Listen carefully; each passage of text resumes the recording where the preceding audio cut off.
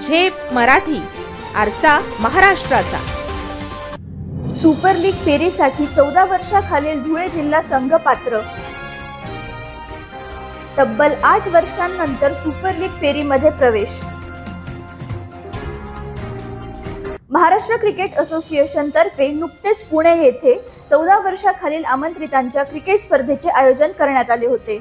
साखळी पद्धतीने खेळवण्यात आलेल्या या स्पर्धेत धुळे जिल्हा संघाने 20 गुण प्राप्त करून आपल्या गटात द्वितीय स्थान पटकावीत सुपर लीग फेरीसाठी पात्र ठरण्याची कामगिरी केली आहे।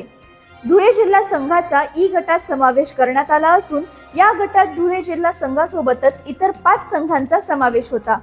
2 पराभव झाल्यानंतर सुद्धा धुळे जिल्हा संघाने आपली जिद्द सोडली नाही व उर्वरित 3 सामन्यात निर्णायक विजय मिळवित सुपर लीग फेरीत आपला प्रवेश निश्चित केला।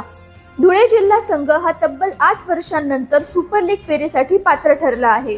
या संघाच्या यशामागे त्यांचे प्रशिक्षक दीपक जगताप व आनंद जगताप यांचे मोठे योगदान आहे।